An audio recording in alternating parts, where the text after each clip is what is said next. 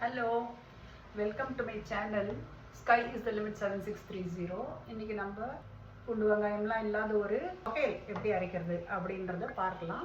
நான் இன்னைக்கு எடுத்து வச்சுருக்கிறது கருவேப்பிலை. கருவேப்பிலையை வந்து இந்த மாதிரி இப்படி இப்படி நல்லா அலசி ஈரம் போக உலர்த்திட்டு அதுக்கப்புறம் இதை நல்லா இப்படி உருகி இந்த மாதிரி முரத்தில் உலர்த்தி வைக்கணும். முரத்தில் உலர்த்தினால என்ன லாபம்னா முரம் இழுத்துக்கும் ஈரத்தை, அதனால சீக்கிரம் ட்ரை ஆகிடும். 2 பிடி கருவேப்பிலை. ஸோ இப்போ நம்ம எடுத்துகிட்டு இருக்கிறது ஒரு 2 பிடி கருவேப்பிலை. 2 பிடி கருவேப்பிலைக்கு நம்ம வந்து ஒரு பிடிச்ச பிடிக்கு புளி நல்லா உருட்டி நல்லா கெட்டியாக பிடிச்சா நம்ம ஒரு பிடிச்ச பிடிக்கு புளி எடுத்துக்கணும். எப்போயுமே நான்லாம் வந்து எஸ்டிமேட்ஸ் தான். 100 கிராம் 200 கிராம் அது இதுன்னு சொல்ல மாட்டேன். ஏன் சொல்ல மாட்டேன்னா, சில மிளகாயில் காரம் ஜாஸ்தி இருக்கும், சில மிளகாயில் குறவாக இருக்கும். ஸோ நம்ம பார்த்து மிளகாய்க்கு ஏற்ற மாதிரி தான் நம்ம மிளகாய் எடுத்துக்க முடியும். நம்ம பார்த்து புளிக்கு ஏற்ற மாதிரி தான் நம்ம புளி எடுத்துக்க முடியும். சிலது புளிச்சு போன புளியாக இருக்கும், சிலது புது புளியாக இருந்தால் நிறைய புளிக்கும், பழைய புளியாக இருந்தால் கொஞ்சம் புளி கம்மியாக இருக்கும். ஸோ இதேமாரி ஒரு பிடிச்ச பிடிக்கு நம்ம புளி எடுத்துகிட்டு இருக்கோமா, அதே மாதிரி ஒரு பிடிச்ச பிடிக்கு நம்ம இதுக்கப்புறம் உங்களுக்கு நான் காட்டுறேன் மறுபடியும். இதுவும் வந்து நம்பாத்த மிளகாய் எப்படி உரைக்கிறது, எவ்வளோ காரம் இருக்குது எவ்வளோ காரம் இல்லைன்றதை பொறுத்து இருக்குது. இதில் குண்டு மிளகாயும் எடுத்துக்கலாம், நீட்டு மிளகாயும் எடுத்துக்கலாம். காஷ்மீரி மிளகாய் எடுத்துட்டா இன்னும் கொஞ்சம் கலர்ஃபுல்லாகவும் வரும், அதையும் எடுத்துக்கலாம். நம்ம அதில் சிகப்பாக வரும், ஆனால் காரம் கம்மியாக இருக்கும். ஸோ இப்போ எவ்வளோ உப்பு எடுத்துக்கணும்னா அதுவும் ஒரு பிடிச்ச பிடிக்கு நம்ம பார்த்து உப்பு எப்படி உரைக்கிறதுன்றதை பொறுத்து இருக்குது. அதுவும் ஒரு பிடிச்ச பிடிக்கு எடுத்துக்கணும். அப்புறம் ஒரு பிடி உளுத்தம்பருப்பு. உளுத்தம்பருப்பு நான் தோலோடு எடுத்துக்கிறதுனால பின்னியும் கொஞ்சம் எடுத்துக்கிறேன், ஓகேவா? ஏன்னா அதில் கொஞ்சம் ஃபைபர் இருக்கும், எல்லாம் இருக்கும். எப்போவுமே இந்த மாதிரி ஐட்டத்துக்கெல்லாம் கட்டி பெருங்காயம் தான் வந்து வாசனையாக இருக்கும். அதனால் நல்ல ஒரு இவ்வளோ பெருசுக்கு பெருங்காயம் போட்டுக்கலாம். நான் கொஞ்சம் கூடவே போட்டுப்பேன், எங்கள் காட்டில் பெருங்காய வாசனை எனக்கு ரொம்ப பிடிக்கும். இதில் வந்து கட்டி பெருங்காயம் போட்டு பண்ணுற மாதிரி வந்து பொடி பெருங்காயத்தை போட்டு பண்ணுறது ஒத்து வராது, ஓகேவா? இப்போ நம்ம பண்ண வேண்டியது என்னன்னா, இந்த புளியை நல்லா ஊற வச்சுக்கணும். மோஸ்ட்லி 5-10 நிமிஷம் ஊறினாலே போகும் புளி, ஓகேவா? புளியும் கொட்டையெல்லாம் இல்லாமல் நீக்கி அதை எடுத்து யூஸ் பண்ணிக்கணும். அப்புறம் இந்த மிளகாயெல்லாம் நம்ம ஆஞ்சும் வச்சுக்கலாம், ஆயாமையும் நம்ம வந்து ஆயிரதுன்னா அந்த காம்பு எடுக்கிறது. இப்போ நம்ம ஆஞ்சு வச்சுக்கலாம், ஆயாமையும் எடுத்துக்கலாம். ஆயாமல் எடுத்துட்டோம்னாலும் நம்மளுக்கு நல்லது தான், நிறைய ஃபைபர் வரும். ஸோ அது வந்து உங்கள் இஷ்டம், நீங்கள் எப்படி வேணாலும் எடுத்துக்கோங்க, ஓகேவா? ஸோ ஜஸ்ட் ஃபார் இதுக்கு உங்களுக்கு ஆஞ்சு காமிச்சுட்டேன், ஓகேவா? ஒன்ஸ் அகெயின் காரம் உப்பு புளி எல்லாமுமே வந்து அவளுடைய கேரக்டரிஸ்டிக். ஒரு டப்பாவில் புளி திறந்தோன்னா ஏகமாக பேக்கெட்டில் உரைக்கும், சில பேக்கெட்ஸு உரைக்காது. அதே மாதிரி நம்ம பின்னியும் ட்ரெடிஷ்னல் மனுஷாலும் கொஞ்சம் நிறைய உப்பு சாப்பிடுவா. இந்த காலத்தில் வந்து எல்லாரும் உப்பு அப்படின்னு சொல்லிட்டு பிபின்னு சொல்லிட்டு எல்லாரும் உப்பை குறைச்சி விட்றாங்க. அதனால் அந்த உப்புக்கு ஏற்ற மாதிரி நம்ம உப்பை எடுத்துக்கணும். கிளாஸ் கண்டெய்னரில் எல்லாத்தையுமே ஸ்டோர் பண்ணி வச்சுக்கிறது நல்லது. அப்போ வந்து சீக்கிரம் பூச்சி புழுலாம் வராமல் இருக்கும் கிளாஸ் கண்டெய்னரில். பிளாஸ்டிக்கில் வரா மாதிரி கிளாஸில் வராது. குழம்பு பொடி எப்படி அரைக்கணும் அப்படின்றத நான் இதுக்கு முன்னாடியே உங்களுக்கு ஏற்கனவே சொல்லி கொடுத்துருக்கேன். அந்த வீடியோவை பார்த்து தெரிஞ்சுக்கோங்க குழம்பு பொடி எப்படி அரைக்கிறதுன்னு. உங்களுக்கு ஏதாவது புரியலன்னா நீங்கள் எனக்கு சேட் பண்ணுங்க, மெசேஜ் பண்ணுங்க, நான் வந்து உங்களுக்கு கிளாரிஃபை பண்ணுறேன், ஓகேவா? அடுப்பு ஆன் பண்ணிக்கணும், ஈரம் இல்லாமல் பார்த்துக்கணும், மீடியம் திட்டமாக எடுத்துக்கணும். உளுத்தம்பருப்பு மிளகா இது வரைக்கும் இருந்தால் போதும். நம்ம ரொம்ப எண்ணெய் எடுத்துக்கிட்டோம்னா கிட்டத்தட்ட ஒரு டேபிள் ஸ்பூன் எண்ணெய் எடுத்துட்டா போதும். ஸோ இப்போ நம்ம எண்ணெய் புகை வந்துருக்குன்னா எண்ணெய் ரெடி ஆகிடுச்சுன்னு போட்ட உடனே பொரிக்கும். நம்மளோட போடுற ஐட்டம்ஸ் எல்லாம் பொரிப்படும். அடுப்பை சின்னதாக்கிக்கோங்க. இந்த ஸ்டேஜில் சாமான்லாம் சேர்த்துக்கோங்க. மிளகா உளுத்தம்பருப்பு ரெண்டையும் ஒன்றாவே போட்டு வறுக்கலாம். பெருங்காயம் இது 3த்தையும் போட்டு வறுத்துக்கணும். நம்ம உப்பு வந்து நம்ம அரைக்கச்ச போட்டுட்டா போதும். இது நல்லா வரப்படும். உளுத்தம்பருப்பு ரோஸ் கலர் ஆனால் போதும். உளுத்தம்பருப்பு வர ஆரம்பித்த உடனே நம்ம அடுப்பு அணைச்சிடலாம். நம்மளோட கேஸ் மிச்சம் ஆகும். மிச்சம் இந்த சூட்லேயே நம்ம வறுத்து எடுத்துக்கலாம். நல்லா செவக்க வரப்பட்டு பாருங்க. உளுத்தம்பருப்பு தோல் உள்ள உளுத்தம்பருப்பாக இருந்தாலும் தோல் இல்லாத உளுத்தம்பருப்பாக இருந்தாலும் நம்ம இந்த மாதிரி வறுத்து எடுத்துக்கணும். இப்போ மறுபடியும் அடுப்பு ஆன் பண்ணி நம்ம வானை காலி எடுத்து இந்த வானையில் இருக்க எண்ணெயே போடுறோம் நம்மளுக்கு கருவேப்பிலையை வறுக்கிறதுக்கு. அதுக்கு நம்ம தனியாக எண்ணெய் குத்திக்க வேண்டாம், ஓகேவா? ஏற்கனவே நான் கீரை அலம்பச்சே சொல்லியிருக்கேன் உங்களுக்கு. கீரையில் ஓட்டையாக இருந்ததுன்னா அதில் பூச்சி இருக்குன்னு அர்த்தம். அந்த மாதிரி ஓட்டை உள்ள கீரையெல்லாம் எடுத்துக்கணும்னு. கருவேப்பிலைக்கும் அதே தான் சிஸ்டம், ஓகேவா? அடுப்பு காஞ்ச உடனே சின்னதாக்கின்றணும். கையில் வந்து நம்ம வறுக்கக்கூடாது. முடிஞ்ச வரைக்கும் ஈரம் இல்லாமல் பார்த்துக்கணும். நல்லா வதக்கிக்கணும். கருவேப்பிலை நம்ம அரைக்க கூட அரைச்சி விடலாம். இந்த ஹீட்டுக்கே வந்து கருவேப்பிலை டீஹைட்ரேட் ஆகிடும். சின்ன கருவேப்பிலை எடுத்துக்கிறது நல்லது துவையலுக்கு. அது வந்து ஷெல்ஃப் லைஃப் நல்லா இருக்கும். இப்போ இதில் நம்ம இந்த ஊற வச்ச புளி போடுறதுனால நம்மளுக்கு மிளகா சூடாக போட்டால் பரவாயில்ல, முடிஞ்ச வரைக்கும் ஆற்றி போடுவோம். இப்போ இந்த மிளகா, உளுத்தம்பருப்பு, பெருங்காயமும் இதுக்குள்ளேயே தான் இருக்குது. நம்ம போட்டு வறுத்துட்டோம் ஏற்கனவே. இதில் நீங்கள் பாருங்கள், எண்ணெய் கொஞ்சம் பின்னியும் இருக்குது. எண்ணெய் இருந்தால் பரவாயில்ல, எண்ணெய் இருந்தால் தான் உங்களுக்கு வந்து ஷெல்ஃப் லைஃப் இன்க்ரீஸ் ஆகும். ஓகேவா? உப்பையும் போட்டுடலாம் இந்த ஸ்டேஜில். இப்போ நம்ம இதை அரைச்சிக்கணும் 1-2மா. மிளகா மசிஞ்சும் மசியாமையும் இந்த மாதிரி ஸ்டேஜில் இந்த அளவுக்கு கன்சிஸ்டன்சியில் அரைச்சிக்கணும். ஓகேவா? ஜலம் வந்து நம்ம திட்டமாக குத்தி குத்தி அரைக்கணும். இந்த கன்சிஸ்டன்சிக்கு வந்த உடனே நம்ம வறுத்து வச்சுருக்க கருவேப்பிலையாக போட்டுக்கணும். இந்த மாதிரி அந்த அளவுக்கு ஜலம் குத்திக்கணும், ரொம்ப குத்திக்கக்கூடாது. ஓகேவா?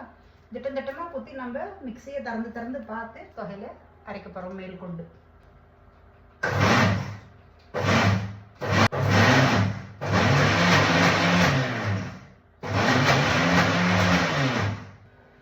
ஸோ இப்போ கருவேப்பிலையை நம்ம அதே கன்சிஸ்டன்சிக்கு சக்கையும் திப்பியுமா அதே மாதிரி அரைச்சிருக்கோம்.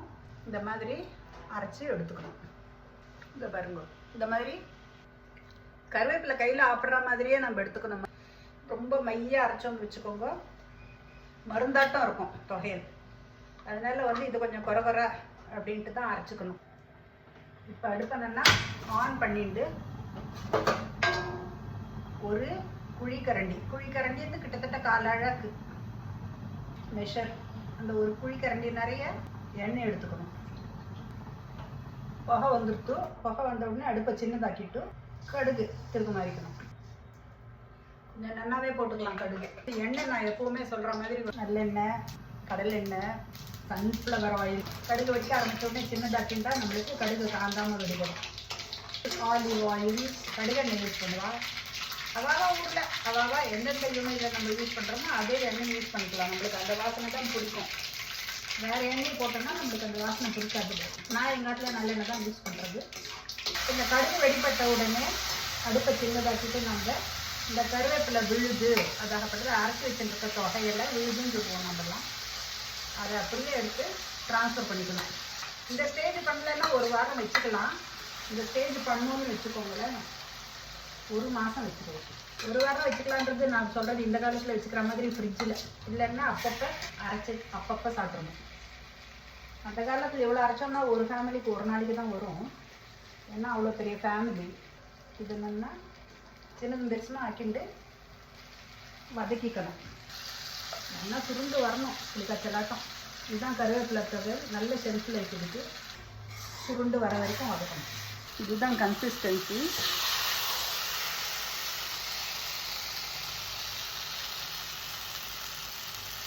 இந்த மாதிரி தான் இருக்கும் சக்கையும் திப்பியுமா. ஈரமே இல்லாத பாட்டிலில் அப்படி மீறி உங்களுக்கு வந்து சந்தேகம் இருந்தால் ஆறின்னு இருக்கட்டும், அதில் ஏதாவது கொஞ்சம் மாய்ச்சர் இருக்க சான்ஸ் இருக்குது. அப்படி மாய்ச்சர் இருந்தால் இப்படி காமிச்சிங்கன்னா உங்களுக்கு ஜஸ்ட்டு தூரந்தே காமிச்சாலே அதில் இருக்க ஈரமெல்லாம் போயிடும். தொகையிலோட கன்சிஸ்டன்சி பார்த்தீங்களா, தொகையோட அரைச்சிருக்க ஸ்டேஜ் பார்த்தீங்களா, இந்த மாதிரி இருக்கணும் கன்சிஸ்டன்சி. எண்ணெய் விட்டுருக்கணும், நல்லா மின்னணும் ஜிகுன்னு. சில சமயம் அரைக்கிறவளுக்கு கஷ்டமாக இருக்கும், அரைக்க முடியாமல் இருக்கும். அந்த மாதிரி ஸ்டேஜில் நீங்கள் என்ன பண்ணலாம், இந்த விழுதை வந்து தனியாக அரைச்சிக்கலாம். முதல்ல கருவேப்பிலை அரைச்சி தனியாக எடுத்து வச்சுட்டு அதுக்கப்புறம் விழுதை தனியாக அரைச்சி ரெண்டுத்தையும் ஒரு சுற்றிக்கலாம் கடைசியில். அப்படியும் பண்ணலாம். ஓகேவா? மஞ்சப்பொடின்றது அவாவா ஆற்று ப்ரிஃபரன்ஸ். நாங்கள் கருவேப்பிலை தொகைகளுக்கு மஞ்சப்பொடி போட மாட்டோம், சில பேர் போட்டுப்பா. ஸோ இப்போ இந்த கருவேப்பிலை தொகையில் சாதம் எப்படி பண்ணுறது அப்படின்னு அதையும் சொல்லிடுறேன் கூடவே. கொஞ்சம் போகிற எண்ணெய் எடுத்துக்கோங்க, 1 டீஸ்பூன். அதில் வந்து கொஞ்சம் உளுத்தம்பருப்பு, கொஞ்சம் கிரவுண்ட் நட். இது வந்து கடலைக்காய் பருப்பு, மல்லாக்கொட்டைங்கிறா என்னமோ சொல்கிறா.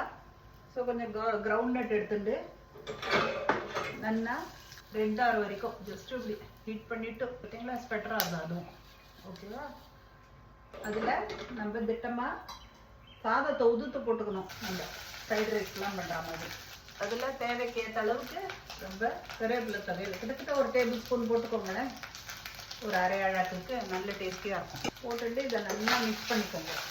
கடுகு இதில் ஏற்கனவே இருக்கிறதுனால நான் கடுகு போடல. உங்களுக்கு வேணும்னா நீங்கள் கடுகும் போட்டுக்கலாம் வறுத்துக்கிறதுக்கு. ஓகேவா? எப்படி நம்ம பச்சை புளியை போட்டு புளிக்காய்ச்சல் பண்ணுறோமோ அதே மாதிரி கருவேப்பிலை தொகையில் போட்டு நம்ம கருவேப்பிலை ரைஸ் பண்ணலாம். அதில் இருக்க உப்பே போகிறோம். சில பேருக்கு வந்து போடலைன்னா கொஞ்சம் போகிறோம் உப்பு நம்ம எக்ஸ்ட்ரா போட்டுக்கலாம். இந்த ஸ்டேஜில் 2 பிஞ்சா கருவேப்பிலை இதில் இன்ட்ரடியூஸ் பண்ணிக்கலாம்.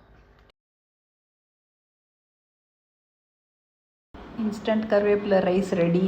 லஞ்ச் பாக்ஸுக்கு ஈஸியாக பண்ணிடலாம். தொட்டுக்கிறதுக்கு ஏதாவது ஒரு டொமேட்டோ சட்னி அந்த மாதிரி ஏதாவது ஒன்று கொடுத்து அனுப்பிச்சுடலாம் பசங்களுக்கு. சூப்பராக லஞ்ச் பாக்ஸ் ரெடி.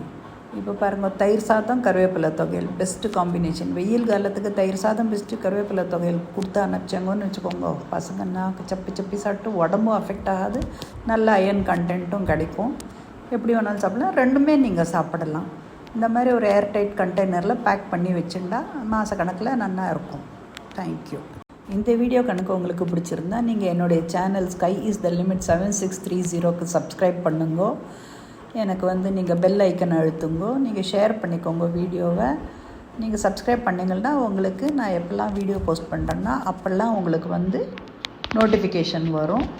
மேற்கொண்டு உங்களுக்கு ஏதாவது வேணும்னா வேறு ஏதாவது ரெசிபி வேணும்னாலும் நீங்கள் சொல்லுங்க, நான் வந்து உங்களுக்கு பண்ணி காமிக்கிறேன். தேங்க்யூ. இந்த தொகையல் சட்னி ஊறுகாய் இதுக்கு எல்லாத்துக்குமே வந்து ஆந்திரா தான் ஃபேமஸ்ஸு. இப்போ நான் கொடுத்துருக்க மெஷர்மெண்ட் வந்து உப்பு மிளகா புளி எல்லாமே ஆந்திரா ஸ்டைல் காரத்துக்கு தான். உங்களுக்கு கொஞ்சம் வந்து சாஃப்டாக வேணும், ரொம்ப ஸ்பைஸியாக வேண்டாம்னா நீங்கள் கொஞ்சம் மிளகாயை குறைச்சிக்கலாம். ஒரு 10 மிளகாய் எடுத்துட்டா போகிறோம். 2 பிடி கருவேப்பிலைக்கு, 1 பிடி புளிக்கு, 1 பிடி உப்புக்கு. ஓகேவா? Thank you so much. Bye. see you as soon as possible. அடுத்த வீடியோவோட வரேன் நான். பாய் பாய்.